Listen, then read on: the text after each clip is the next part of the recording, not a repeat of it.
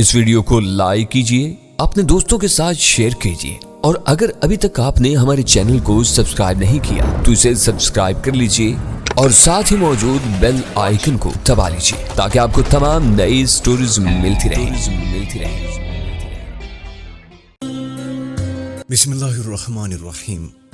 Discover regional کے معزز ناظرین، السلام علیکم۔ اب کس نمبر 581 ملاحظہ فرمائیں۔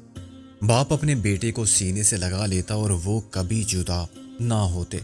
خواہ چند لمحوں میں فرقت کے درد کی آگ کے بجھنے سے پہلے ہی انہیں موت آ لیتی۔ وہ زندگی پر ایسی موت کو یقیناً ترجیح دیتے، لیکن اب انتہائی اذیت ناک احساس کی ڈور اس خیال سے بندھی ہوئی تھی کہ شیلا اور محسن اپنے اپنے تابوت میں الگ الگ قید خیات کے ایک صبر آزما دور کا سارا عذاب اکیلے جھیل رہے ہیں۔ ممکن ہے شیلا بے ہوش ہو یا سو رہی ہو، اور اس کا بیٹا بھی اپنی ماں کے ساتھ وہ سزا کاٹ رہا ہو جو اس کے مقدر میں پیدائش کے روز اول سے لکھی گئی تھی۔ اس عمر کی معصومیت نہ سیاست کے اسرار و رموز کو سمجھتی ہے اور نہ تجارت کے معاملات و سود و زیاں کو۔ یہ عمر صرف پیار مانگتی ہے، شفقت اور محبت مانگتی ہے، رنگین غبارے اور کھلونے اور ٹافیاں مانگتی ہیں۔ لیکن اس کے برعکس محسن اور شیلا کے بیٹے کو کیا ملا تھا؟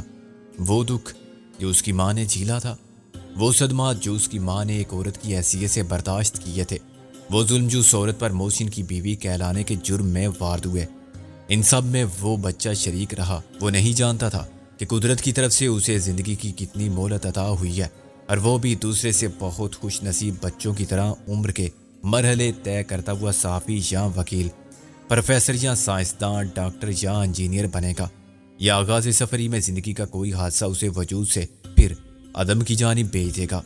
جب ٹرین نے جھٹکا لیا تو میرے خیالات کی روح ایک جھٹکے سے ٹوٹی۔ میں نے نازو کو خاموشی سے روتے دیکھا۔ آنسو بے ارادہ اس کی آنکھوں سے گر کے گالوں پر پھسلتے جا رہے تھے، اور غالب اسے یوں دیکھ رہا تھا جیسے دیکھ ہی نہیں رہا۔ نازو رو رہی ہو؟ میں نے کہا۔ اچھا ہے، رو لو، ہم تو رو بھی نہیں سکتے۔ رونے سے کیا ہوگا؟ غالب نے تلخی سے کہا۔ کاش میں محسن کو بتا سکتی کہ اٹھو، دیکھو تمہاری شیلا تمہارے پاس ہے، تمہارا بیٹا۔ وہ پھوٹ پھوٹ کر رونے لگی۔ وہ اب بھی اتنے ہی دور ہے جتنا مرنے والا زندگی سے دور ہوتا ہے، غالب نے کہا۔ ایسا کیوں ہو گیا سکندر؟ یہ تو بڑا ظلم ہے۔ کم سے کم ایک بار تو انہیں پھر ملنا چاہیے، دیکھ تو لینا چاہیے۔ کچھ نہیں ہو سکتا دوست، کوئی ان کے لیے کچھ بھی نہیں کر سکتا۔ ابھی وہ کچھ نہیں جانتے، چنانچہ آگے ہی کا سارا عذاب صرف ہم جھیل رہے ہیں۔ محسن کو بھی یقین ہوگا کہ وہ اکیلا ہے، اور اس کے ساتھ تو گل ہے۔ انہیں خیال ہوگا صرف اپنی ذمہ داری کا اور اپنا کام خوش اسلوبی سے کرنے کا۔ شاید اس وقت محسن کے دماغ میں شیلا کا خیال تک نہیں ہوگا، اور اسی طرح شیلا کو اگر سلا دیا گیا ہوگا تو وہ خواب میں بھی محسن کو دیکھ رہی ہوگی، کیونکہ یہ نیند نہیں، بے ہوشی ہے، میں نے کہا۔ غالب اور نازو کے چہرے کچھ پرسکون ہونے لگے۔ میں نے اپنی بات جاری رکھی۔ ابھی وہ سب بے خبری کے باعث سکون میں ہیں۔ سوچو ان پر کیا گزرتی اگر وہ ایک دوسرے کے قریب ہوتے، ایک دوسرے کو دیکھ سکتے یا ایک دوسرے کی آواز سن سکتے، مگر مل نہ سکتے۔ شاید وہ پاگل ہو جاتے۔ میری اور رابعہ کی بات بھی مختلف ہے، اور تمہاری بھی۔ محسن اور شیلا کیسے ملے اور پھر ایسے بچھڑے کہ آج تک محض آس کے سارے جیتے رہے۔ اگر وہ ایک ہی زندہ میں ہوتے، آمنے سامنے یا درمیان میں دیوار ہوتی، تو وہ سر پھوڑ کے مر جاتے، مگر دیوار نہ گرا پاتے۔ خدا کا شکر ہے کہ محسن کچھ دیکھ نہیں سکتا اور کچھ سن بھی نہیں سکتا۔ اگر گل کی جگہ میں ہوتی تو کیا ہوتا؟ نازو نے جرجری لے کر کہا۔ یہ بھی حسن اتفاق ہے کہ شیلا کو گل نہیں پہچانتی، غالب نے کہا۔ میں نے کہا، پہچانتی نہیں مگر جانتی تو ہے، اس کو سب معلوم ہے۔ غالب ایک دم فکر مند ہو گیا، کہیں وہ بے وقوفی میں کوئی جذباتی غلطی نہ کر بیٹھے۔ حالت تو اس کی وہی ہوگی جو میری ہوتی۔ اس نے پہلی بار شیلا کو دیکھا ہوگا اور محسن کے بیٹے کو۔ ہم سب مارے جائیں گے اگر اس نے محسن کو کچھ بتایا یا انہیں ملوانے کی کوشش کی۔ نازو بھی تشویش میں مبتلا ہو گئی۔ مجھے اس پر بھروسہ ہے کہ وہ ایسی حماقت نہیں کرے گی، غالب نے کہا۔ وہ تمہاری طرح جذبات کی روح میں بہہ جانے والی لڑکی نہیں ہے۔ دوسرے لفظوں میں تم مجھ پر الزام لگا رہے ہو کہ میں جذبات سے اتنی مغلوب ہو جاتی ہوں کہ عقل سے کام نہیں لے سکتی۔ نازو نے غالب کو گھور کر دیکھا۔ خاتون، غالب نے متانت سے کہا، ہر شخص وہی چیز استعمال کر سکتا ہے نا جو اس کے پاس ہو۔ نازو بگڑ گئی۔ کیا عقل نہیں ہے میرے پاس؟ میں نے ایک عام اصول بیان کیا ہے، غالب نے کہا۔ چور کی داڑھی میں تنکا محسوس ہو تو میں کیا کروں؟ مطلب تم خود نکال رہی ہو، بلا وجہ غلط بات کیوں کرتے ہو؟ تم الٹا مطلب کیوں نکالتی ہو؟ غالب نے کہا۔ میں اپنے سسر کا بھوت کہتا ہوں تو تم برا مان جاتی ہو کہ میرے والد کو کہا ہے، خواہ مخواہ بس شروع ہو گئی تم دونوں کی لڑائی۔ میں نے کہا معلوم نہیں تم دونوں کی زندگی ایک ساتھ کیسے گزرے گی۔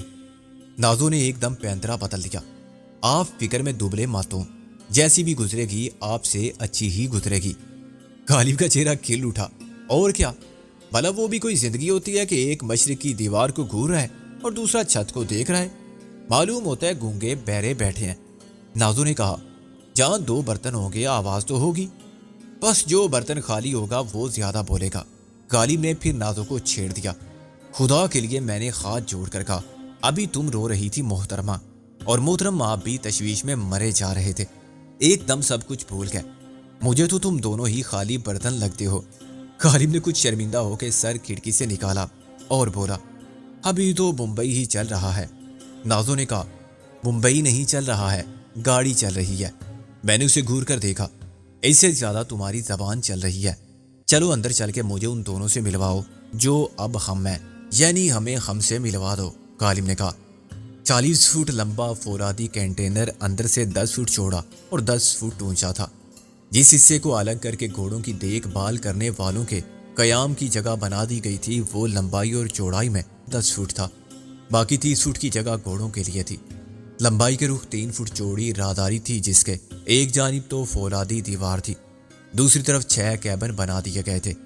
ہر کیبن کو دوسرے سے بالکل الگ کرنے کے لیے درمیان میں فولادی چادریں ویلڈنگ سے جوڑ دی گئی تھی۔ غالباً ایک گھوڑے کو دوسرے سے بالکل الگ رکھنے کا مقصد اس کے سوا کچھ نہ تھا کہ کبھی ایک بیمار ہو جائے تو دوسرے محفوظ رہیں۔ ہر گھوڑے کے لیے 5 فٹ چوڑا اور 8 فٹ لمبا کیبن تھا جس میں ان کی ضروریات کے مطابق ہر چیز فراہم کر دی گئی تھی۔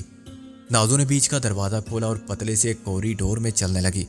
یہ گھوڑے بہت قیمتی تھے، چنانچہ کنٹینر باہر سے بھی مکفل تھا اور اندر ہر گھوڑے کے کیبن کا دروازہ بھی۔ ریس کے گھوڑے مجھے کسی طرح بھی تانگے کے گھوڑے سے مختلف نہیں لگتے تھے، کیونکہ نہ مجھے ریس کا شوق تھا اور نہ شہد سواری کا کہ میں ان کی نسلی صفات اور خوبصورتی کو سمجھ سکتا۔ ایک گھوڑے پر ہی کیا منحصر، عام آدمی تو کبوتر یا باز کی بھی اعلیٰ و ادنیٰ اقسام میں فرق کو دیکھ ہی نہیں سکتا۔ یہی وجہ تھی کہ میں نے گھوڑے دیکھنے میں کسی اشتیاق کا مظاہرہ نہیں کیا۔ نازو نے کہا ان میں سے ہر گھوڑا لاکھوں کا ہے، گھوڑا لاکھوں کا ہو سکتا ہے، مگر میرے جیسے ہمہ صفت خوبرو اور جینٹس نوجوان کی کوئی قدر نہیں، افسوس۔ غالب نے کہا یار اپنا موازنہ گھوڑے سے مت کرو۔ میں نے کہا گھوڑے برا مانیں گے۔ نازو ہنسی اور چابی سے آخری کیبن کا کفل کھولنے لگی۔ ہوا کے لیے کوئی گزرگاہ نہ تھی، چنانچہ دروازہ کھلا تو مجھے شدید خبص اور بو کا احساس ہوا۔ کیبن بہت صاف رکھے جاتے ہوں گے مگر پھر بھی ایک گھوڑے کے جسم سے خارج ہونے والے سارے مواد کی بو اس فضا میں رچ بس گئی تھی۔ کیبن ایئر ٹائٹ نہیں تھے، اس لیے گھوڑے دم گھٹنے سے ہلاک نہیں ہوتے تھے، لیکن میرے خیال میں انہیں زیادہ تازہ ہوا کی ضرورت تھی۔ روشنی کے لیے آگے والی بوگی سے تار کا کنیکشن لیا گیا تھا اور اس سے 24 وولٹ کے وہ سارے بلب چل رہے تھے جو عام مسافر گاڑیوں کے ڈبوں کو روشن رکھتے ہیں۔ مجھے یہ دیکھ کر حیرانی ہوئی کہ اس کیبن میں کوئی گھوڑا نہیں تھا۔ فرش پر 2 افراد انتہائی موسیقی خیز انداز میں مگر سخت مشتعل بیٹھے تھے۔ ان کے جسم پر ایک انڈر ویئر کے سوا کچھ بھی نہ تھا، مگر اس سے بھی زیادہ ہنسی ان کے چہرے دیکھ کر آتی تھی جو سیاہی سے کالے کر دیے گئے تھے۔ یہ تمہاری حرکت تھی؟ میں نے کہا۔ نازو نے سر ہلایا۔ ہاں، میں نے انہیں اس قابل نہیں چھوڑا تھا کہ یہ کسی کو منہ دکھا سکے، ویسے بھی یہ باہر نہیں نکل سکتے تھے، لیکن یہ شور تو مچا سکتے تھے، اندر سے کیبن کی دیوار بجانا شروع کر دیتے۔ پھر میں نے کہا انہیں باندھ کے ڈالنا تھا۔ کاری نے مجھ سے اتفاق کیا۔ باندھا تو تھا۔ نازو نے کہا یہ رسیاں نظر نہیں آ رہی ہیں کیا؟ ایک ڈائلاگ بولوں اگر اجازت ہو؟ بولو بولو، میں نے کہا۔ ایسے باندھنا تھا جیسے مجھے پیار کی زنجیر سے باندھ کے بے بس کر دیا ہے۔ آزاد کیسے ہو گئے؟ نازو نے کہا انہی سے پوچھ لو، میں نے دونوں کے ہاتھ پیچھے کر کے باندھ رکھے تھے اور پاؤں بھی۔ میں نے کہا یہ بہت فرما بردار قسم کے لوگ لگتے ہیں، میری طرح بزدل بھی ہیں۔ غالب نے کہا۔ نازو مسکرائی۔ میں نے انہیں سمجھا دیا تھا کہ حلق سے آواز نکالی یا دیواروں پر مکے مارے تو سب سے پہلے تمہاری آواز میرے کانوں تک پہنچے گی اور میں فوراً آ کے تمہیں پھر سلا دوں گی۔ ڈاکٹر صاحب کو معلوم ہے کہ میں کیسے لٹاتی ہوں، انہوں نے ٹرینر کو لیٹتے ہوئے دیکھا تھا۔ میں نے کہا ان میں سے ڈاکٹر کون ہے اور ٹرینر کون ہے؟ تمہارا کیا اندازہ ہے نازو بولی؟ ایک جیسے لباس فقرہ میں ان کی مظلوم صورتوں کے مجروح تاثرات بھی ایک جیسے ہو گئے تھے، مگر ان میں سے ایک قدرے سنجیدہ بردبار اور مہذب لگتا تھا، دوسرا چیچک کے داغ والا اور باکسر ٹائپ شخص تھا۔ میں نے پہلے شخص کو ڈاکٹر قرار دیا اور دوسرے کو گھوڑوں کا ٹرینر۔ غلط نازو انسی، الٹا بتایا ہے تم نے۔ میں نے کہا چہرے دیکھ کے دھوکا ہو جاتا ہے، اور اس کی سب سے زیادہ تباہ کن مثال تمہارا چہرہ ہی نہیں تمہارا نام بھی ہے، غالب نے کہا۔ میں نے ڈاکٹر سے کہا تم کچھ نہیں بولو گے؟ اس نے انگریزی میں جواب دیا، میں اس کی ضرورت محسوس نہیں کرتا، تم لوگ وہی کرو گے جو تمہارا دل چاہے گا۔ ہماری مرضی سے یا اختیار میں کچھ ہوتا تو ہم یہاں اس طرح نہ بیٹھے ہوتے۔ میں نے کہا اگر تم تعاون کرو گے۔ تعاون مائی فٹ، زبردستی تم سب کچھ کرا سکتے ہو۔ ڈاکٹر نے میری بات کاٹ دی، لیکن وہ تعاون نہیں ہوگا، میں نمک حرام نہیں ہوں، مجھے کوئی شکایت بھی نہیں ہے اس شخص سے جو میرا باس ہے۔ کیا تمہیں معلوم ہے کہ وہ کس کماش کا آدمی ہے؟ آئی ڈیم کیئر، وہ کیا کرتا ہے کیا نہیں کرتا، میرا اس کے سیاسی، کاروباری یا اخلاقی معاملات سے کوئی تعلق نہیں۔ جس کام کا وہ مجھے معاوضہ دیتا ہے اور جو کام میں کرتا ہوں وہ غلط نہیں ہے، میں اس معاوضے سے بہت خوش ہوں اور بہت مطمئن بھی۔ تم جیسے لوگوں کو تعاون کی بات کرتے ہوئے شرم آنی چاہیے۔ میں تم سے تعاون کروں تو لعنت مجھ پر۔ ڈاکٹر ایک دم پھٹ پڑا۔ میں نے کہا اصولی طور پر میں تم سے اتفاق کرتا ہوں، لیکن ہماری بھی کچھ مجبوریاں ہیں، ان کی وضاحت ضروری نہیں، بس تم خاموش بیٹھے رہو تو ہمارا وعدہ ہے کہ تمہیں کچھ نہیں کہا جائے گا۔ میں خاموش ہی بیٹھا تھا، تم نے مجھے بولنے پر مجبور کیا، ڈاکٹر نے کہا اور گھٹنوں میں سر دے کر بیٹھ گیا۔ تم سالہ گھوڑے چوری کرے گا؟ ٹرینر نے زیادہ جاریانہ انداز میں بات کی۔ نہیں، پھر کیا ان کو مارے گا؟ میں نے پھر نفی میں سر ہلایا۔ گھوڑوں نے ہمارا کیا بگاڑا ہے کہ ہم انہیں ماریں گے؟ ٹرینر حیران نظر آنے لگا۔ بابا پھر یہ کیا ہے سب؟ کس کا آدمی ہے تم؟ فیروز بھائی کا؟ کون فیروز بھائی؟ جس کا بلیک گولڈ اور کاپر ایڈ جیتا تھا لاسٹ ٹائم، اس لیے کہ اپنا سٹار کوئین اور چیف نہیں تھا، ابھی اس کا کوئی چانس بھی نہیں۔ میں نے کہا نام کسی فیروز بھائی کو جانتے اور نہ کسی ریس کے گھوڑے کو۔ وہ کنفیوز نظر آنے لگا۔ ابھی یہ لفڑا ہے؟ میں نے کہا کوئی لفڑا نہیں، آرام سے یہاں بیٹھو، چاہو تو سو جاؤ، تمہارے کپڑے بھی واپس مل جائیں گے، بھوک پیاس لگی ہے تو بتا دو۔ مجھے چائے اور سگریٹ چاہیے، ڈاکٹر نے سر اٹھا کے کہا۔ مل سکتی ہے، کیوں نہیں؟ میں تم دونوں کو یقین دلاتا ہوں کہ ہماری تم سے یا تمہارے گھوڑوں سے کوئی دشمنی نہیں ہے، نام اس فیلڈ کے آدمی ہیں، بس تم اپنی اور ہماری مجبوری کو سمجھتے ہوئے یہاں خاموشی سے بیٹھے رہو۔ چالاک یا بہادر بننے کی کوشش کرو گے تو مارے جاؤ گے۔ یہ لڑکی ہی کافی ہے ایک ہاتھ مار کے تمہارا کام تمام کرنے کے لیے، تمہاری گردن ٹوٹ جائے گی۔ ٹرینر کا ہاتھ بے اختیار اپنی گردن پر گیا۔ دیکھنے میں خاصی مضبوط گردن لگتی ہے تمہاری، دیکھنے میں یہ لڑکی بھی بہت معصوم صورت اور بے ضرر نظر آتی ہے، اس لیے حقیقت پسندی کا ثبوت دیتے ہوئے اپنی جان بچاؤ، ہم گولی ضائع کرنے کے عادی نہیں ہیں۔ غالب نے ریوالور نکال کے دیکھا اور چوم کر پھر جیب میں رکھ لیا۔ یہ بہت عمدہ اور بروقت پیش کیا جانے والا ڈرامائی تاثر تھا۔ نازو نے پھر دروازہ مکفل کیا اور ہم واپس چلنے لگے۔ یہ تو بہت ہی بودے نکلے، غالب نے مایوسی سے کہا۔ بدماش نہیں ہے نا، اس لیے ڈر گئے، نازو بولی۔ پھر بھی محتاط رہنے کی ضرورت ہے، دشمن کو کمزور سمجھنے والا مارا جاتا ہے، کیا پتا وہ حد سے زیادہ مکار اور عیار ہو۔ میں نے کہا۔ ڈاکٹر نے بھی صاف بات کی۔ ٹرینر بھی اب کچھ مطمئن ہے، تم ان کے کپڑے واپس کر دو اور چائے تو خیر سب کے لیے بناؤ۔ میں اور غالب واپس اپنے کیبن میں پہنچ کے ایک بینچ پر بیٹھ گئے۔ اس کیبن میں سونے کے لیے اوپر نیچے 3 فٹ چوڑے تختے لگے ہوئے تھے، 2 ایک طرف 2 دوسری طرف، تیسری طرف کا نصف حصہ کچن سمجھا جا سکتا تھا جو 4 فٹ لمبا اور 3 فٹ چوڑا تھا۔ اتنا ہی بڑا دوسرا حصہ باتھ روم تھا۔ کچن کے ایک کونے میں مٹی کے تیل کا چولہا رکھا ہوا تھا اور اوپر بنے ہوئے شیلف میں برتن تھے، چائے، کافی بنانے کا سامان تھا اور کھانے پینے کی مختلف چیزوں کے علاوہ سگریٹ، شراب تک موجود تھی۔ جیون پرساد MLA کے ملازم بھی عیش کر رہے تھے، اور کیوں نہ کرتے، سرکاری عہدے کے اختیارات تھے، اسمگلنگ کی آمدن تھی، ریس میں گھوڑے دوڑتے تھے تو صرف جیتنے کے لیے۔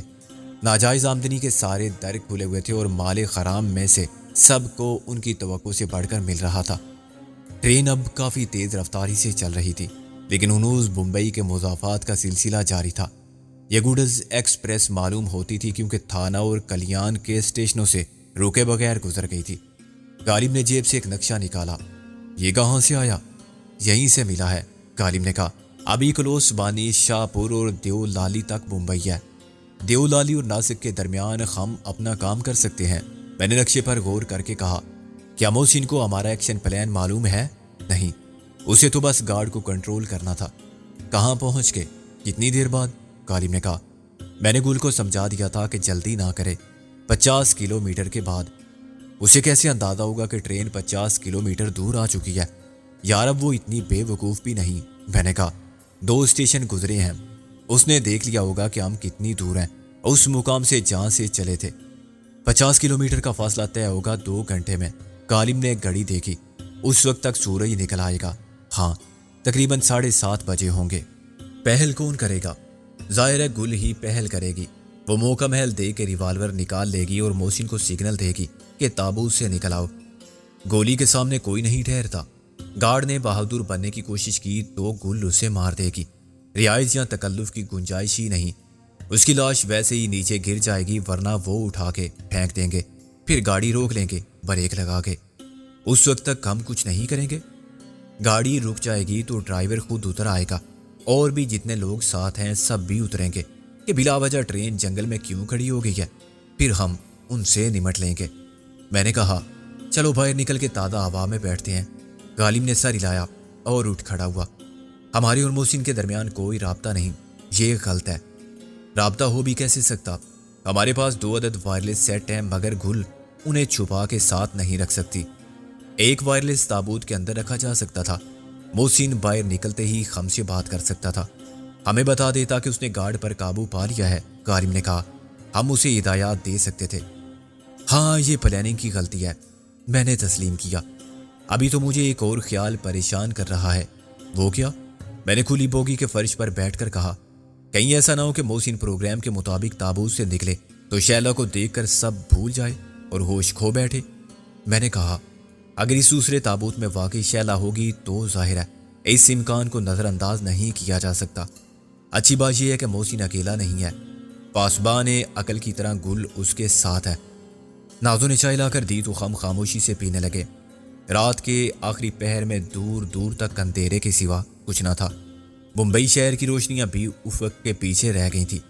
ٹرین کی رفتار کا اندازہ میں نے 30-40 کلومیٹر فی گھنٹہ کیا۔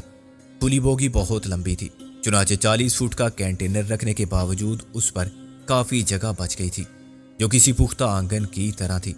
صبح کی نمالود خنک ہوا میں چائے پیتے ہوئے میں نے خود کو بہت پرسکون محسوس کیا، اگرچہ اس سکون کے پیچھے ایک پرآزاد تصور تھا جس کا نقش مٹائے نہ مٹتا تھا۔ میں نے کچھ بھی نہیں دیکھا تھا، پھر بھی میں دیکھ سکتا تھا کہ محسن اور شیلا کس طرح 2 تابوتوں میں ساتھ ساتھ لیٹے ہوئے ہیں، زندہ ہونے کے باوجود مردوں کی طرح۔ شیلا نہیں جانتی کہ اس نے محسن کو پا لیا ہے، جو بہت پہلے ہمارے ساتھ نکلا تھا تو لوٹ کر گھر جانا ہی بھول گیا تھا۔ صرف اس کا خیال تھا اور امید تھی جس نے شیلا کو زندہ رہنے پر مجبور کر دیا تھا۔ محسن کو نہیں معلوم کہ اس کی شیلا کی زندگی دشمنوں کے پاس کب سے گروی رکھی ہوئی ہے، اور وہ ذلت و مصائب کے ہر استحصال سے گزر کر آخرکار اس تک آ پہنچی ہے۔ حقیقت بھی بعض اوقات کتنی افسانوی اور ناقابل یقین ہو جاتی ہے۔ مرزا جی، میں نے کہا، مجھے ایسا لگتا ہے جیسے ہم یہ وقت ضائع کر رہے ہیں جہاں بیٹھ کے۔ غالب نے کہا، پھر ایسا کرتے ہیں کہ کھڑے ہو جاتے ہیں۔ یار کہیں معاملہ گڑبڑ نہ ہو جائے، میں نے اٹھتے ہوئے کہا۔ چل ہم دیکھتے ہیں کہ صورت حالات کیا ہے۔ اگر گارڈ کے ڈبے میں کرنل بھی ہوا تو وہ بہت خطرناک دشمن ہے، شاید سب سے زیادہ خطرناک۔ کیا اس پر گولی اثر نہیں کرتی؟ اگر اس نے گل کو یا محسن کو پہچان لیا تو ان کے کچھ کرنے سے پہلے ہی وہ کچھ کر بیٹھے گا۔ شیلا اور اس کا بیٹا یرغمال ہیں، ابھی تک محسن نے انہیں اس حالت میں نہیں دیکھا۔ کرنل یار آدمی ہے، وہ محسن کو بیوی اور بچے کی جھلک دکھا کے پاگل کر سکتا ہے، اور پاگل پن میں اس سے سب کچھ کروا سکتا ہے۔ اس کے ہاتھوں گل کو مروا سکتا ہے، ہمیں مروا سکتا ہے۔ ناممکن، محسن ایسا نہیں کر سکتا۔ وہ محسن نہیں ہوگا، ایک دیوانہ ہوگا جو کہ کرنل کے ہر حکم کی تعمیل کرے گا۔ صرف بیوی بچے کی جان بچانے کے لیے وہ اس کی ہر شرط مان سکتا ہے۔ میں نے کہا، اس کے علاوہ یہ بھی ہو سکتا ہے مرزا جی کہ تابوت میں شیلا اور اس کے بیٹے کو کرنل نے کسی خاص انتظام کے ساتھ سلا دیا ہو کہ کوئی اور انہیں اٹھانا چاہے تو خود دنیا سے اٹھ جائے یا ان کی جان اپنے ہاتھوں سے لے لے۔ محسن باہر نکلتے ہی شیلا کو دیکھے گا۔ غالب ایک دم کھڑا ہو گیا۔ یہ بات تمہیں بہت پہلے سوچ لینی چاہیے تھی، اور سوچ لی تھی تو بتا دینی چاہیے تھی۔ ابھی وقت ہے، ہم اندھیرے سے فائدہ اٹھا کے ٹرین کے اوپر چلتے ہوئے آخر تک جا سکتے ہیں اور آخری بوگی کے اوپر سے جان کر گارڈ کے ڈبے میں ہونے والی سب کاروائی کو دیکھ سکتے ہیں۔ نازو نے چلا کر کہا، پاگل ہو گئے ہو تم دونوں۔ سکندر کا تو مجھے علم نہیں، لیکن میں ضرور پاگل ہو گیا ہوں ایک لڑکی کے پیچھے۔ غالب نے کہا، کون ہے وہ لڑکی؟ میں نے نازو کو چھیڑنے کے لیے کہا۔ ہے ایک بھوت کی بچی، غالب نے کہا، لیکن نازو لڑنے کے موڈ میں نہیں تھی۔ وہ غم زدہ اور پریشان تھی۔ فضول باتیں مت کرو، تم چلتی گاڑی کی چھت پر چڑھ کے مرنے کی سوچ رہے ہو؟ خودکشی کا کوئی آسان طریقہ اختیار کیوں نہیں کرتے؟ غالب نے کہا، آسان طریقوں سے تو کئی بار مر چکے ہیں ہم سب۔ میں نے اس کی تائید کی، ہاں، کبھی اس پر کبھی اس پر، ہم اور کسی پر نہیں مر سکتے۔ چلو یار۔ نازو نے ایک بار پھر ہمیں سمجھانے کی کوشش کی۔ غالب، تمہیں میری قسم، چلو جاؤ، ان قیدیوں کو چائے دو۔ میں ایسی فضول قسموں کو نہیں مانتا جو آدمی ہوش میں نہ اٹھائے۔ غالب نے برہمی سے کہا، تمہیں بھی میری قسم ہے۔ جو آگے ایک لفظ کہا۔ نازو خاموش ہو گئی۔ اس کی صورت کے تاثرات میں اس کے جذبات کا سارا تلاطم، دل کا سارا درد اور احساس کی تمام معذیت کے ساتھ بے بسی کا تمام عذاب شامل ہو گیا تھا۔ شاید اس کی جگہ رابعہ ہوتی تو وہ بھی مجھے روکنے کے لیے ایسے ہی آنسو سے اور قسموں سے کام لیتی، اس سے پہلے کہ وہ رو پڑتی۔ میں نے نازو کے سر کے بالوں کو چھیڑ کر کہا، اس میں خطرے کی کوئی بات نہیں ہے پاگل۔ ٹرین کی رفتار تو بہت کم ہے اور چھت پر چلنے کے لیے بہت جگہ ہوتی ہے۔ آدمی گر جائے تب بھی چھت پر ہی رہتا ہے، پھر اٹھ کے کھڑا ہو سکتا ہے۔ یہ کوئی پل صراط نہیں ہے، بال سے زیادہ باریک اور تلوار کی دھار سے زیادہ تیز، غالب نے کہا۔ جذبات کا سرکش ریلا ضبط کا بند توڑے بغیر گزر گیا تھا۔ نازو نے گہری سانس لی اور غالب کی طرف دیکھا۔ تم تو ہو بہت کمینے، قسم کو مانتے بھی نہیں اور ساتھ ہی قسم دیتے ہو۔ قسم کو تم تو مانتی ہو نا، غالب نے کہا۔ کتنی اچھی بات ہے کہ تم کمینی نہیں ہو۔ اتنا غلط ہوتا اگر دو کمینے اکٹھے ہو جاتے زندگی کے لیے۔ میں نے کہا، ہاں، وہ جو شعر ہے نا کہ خوب گزرے گی جو مل بیٹھیں گے دیوانے، تو وہ تو بس شاعر کا فریب خیال ہے۔ دو دیوانے اکٹھے ہوں گے تو ایک دوسرے کے کپڑے پھاڑ دیں گے، پھر سر پھاڑ دیں گے، خوب خاک گزرے گی۔ ایک دیوانہ ہو تو دوسرے کو ہوشیار ہو جانا چاہیے، جیسے رابعہ ہوشیار ہے اور تم دیوانے ہو۔ ادھر میں ہوشیار ہوں اور اب چلے جاؤ خیریت سے، ورنہ۔ نازو نے اس کا مطلب سمجھ کے جملہ پورا ہونے سے پہلے کہا، ورنہ کیا؟ میری جگہ تم چلی جاؤ گی؟ جاؤ اگر ہمت ہے تو۔ ہمت تم سے کم ہے کیا؟ نازو فوراً تیار ہو گئی۔ میں نے اسے بڑی مشکل سے اندر بھیجا، پھر میں اور غالب بوگی کے آخری حصے تک گئے۔ اسے اگلی بوگی تک ہم پہنچے بغیر چھت پر نہیں چڑھ سکتے تھے۔ غالب نے میرا ہاتھ پکڑا تو میں نے توازن برقرار رکھتے ہوئے دونوں بوگیوں کو ملانے والے بمپرز پر قدم رکھا اور دوسرا ہاتھ بڑھا کے اگلی بوگی کے ایک ہک کو تھام لیا۔ پھر میں نے ایک ہاتھ بڑھایا اور غالب کو کھینچ لیا۔ باری باری ہم نے ایک دوسرے ہک پر قدم رکھا اور ہلتی ہوئی بوگی کی چھت پر چڑھ گئے۔ مال گاڑی ایک ہی رفتار سے چلتی جا رہی تھی۔ اگر اس وقت ڈرائیور بریک لگا دیتا تو شاید جھٹکے سے ہم دونوں بوگیوں کے بیچ میں گرتے، اور پھر جو کچھ ہوتا اس کا تصور بھی رونگٹے کھڑے کر دینے کے لیے کافی تھا۔ مال گاڑی میں میرے اندازے کے مطابق 30-40 بوگیاں تھیں اور ہم نے اپنا سفر درمیان سے شروع کیا تھا، چنانچہ ہمیں 15-20 بوگیوں کی چھت پر سفر کرتے ہوئے آخر میں لگے ہوئے گارڈ کے ڈبے تک پہنچنا تھا۔ ڈبے دائیں بائیں جھول رہے تھے اور ان پر سیدھا چلنا نہایت مشکل کام تھا۔ ہم نے ایک بوگی کا فاصلہ طے کر کے دوسری بوگی تک پہنچنے کے لیے چھلانگ ماری اور بڑی مہارت کے ساتھ اپنا توازن برقرار رکھنے میں کامیاب رہے۔ 8 بوگیوں کے بعد اچانک آئل ٹینکر آ گیا۔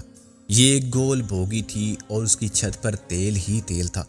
غالب نے پہلے چھلانگ لگائی، میں نے اسے قدم جمانے کی بجائے پھسلتے دیکھا۔ غالب نے بڑی پھرتی سے سائیڈ میں لگے ہوئے فولادی زینے پر ہاتھ ڈال دیا۔ سیکنڈ کے 1000ویں حصے کی تاخیر بھی ہو جاتی تو شاید میں اپنی آنکھوں سے اس کی موت کا وہ بھیانک منظر دیکھتا جسے میں زندگی کی آخری سانس تک تصور سے کھرچ کے بھلا نہ پاتا۔ وہ چلتی ٹرین سے گرتا تو سر کے بل سلیپروں یا ان کے دونوں جانب بچھے ہوئے پتھروں سے ٹکراتا اور اس کا جیتا جاگتا وجود ایک شکستہ ہڈیوں کا مجموعہ اور پھٹے ہوئے لہو آلود جسم کا انبار بن جاتا۔ جسے میں ہر پل اپنی نظروں سے دور ہوتا دیکھتا رہتا اور کچھ بھی نہ کر پاتا۔ حقیقت یہ ہے کہ ایک پل میں پر وحشت خیالوں کا جو ریلا میرے ذہن سے گزرا، اس نے زندگی پر میرے یقین کی بنیادوں کو تے و بالا کر دیا۔ میں نے جو کچھ سوچا اور جو کچھ محسوس کیا وہ ایسا ہی تھا جیسے عملاً میں نے اپنی آنکھوں سے ہوتے دیکھا ہے۔ مجھے زندگی کی بے ثباتی کے بارے میں بہت سے لوگوں کا کہا ہوا یاد آیا۔ غالب نے تالی بجا کے کہا، اے بھائی کیا ہو گیا تجھے؟ جام کیوں ہو گیا؟ میں چونکا، وہ کچھ نہیں، کچھ ایسے ہی سوچ رہا تھا۔ میں نے کہا، تو ڈر گیا کیا؟ میں نے ایک جس لگائی اور غالب کے سامنے جا کھڑا ہوا۔ ہاں یار، میں واقعی ڈر گیا تھا۔ ایک لمحے کے لیے واقعی خوف نے مجھے منجمد کر دیا تھا جب تو پھسل گیا تھا۔ میں بتا نہیں سکتا کہ میرے ذہن میں کیسے کیسے عذابناک خیالات اس ایک لمحے میں آ کر گزر گئے۔ غالب نے میرے کندھے پر ہاتھ رکھا۔ اس ایک لمحے کے لیے تو ہم سب کو تیار رہنا چاہیے، ہر جگہ، ہر وقت۔ اب میں سکون دست قدرت کی تحریر میں زندگی کی ضمانت کے ساتھ گھر سے نکلا ہے۔ چل آ جا، وہ لمحہ ٹل گیا، اب آگے نظر رکھ، آنے والا ہر لمحہ اس سے زیادہ صبر آزما ہو سکتا ہے۔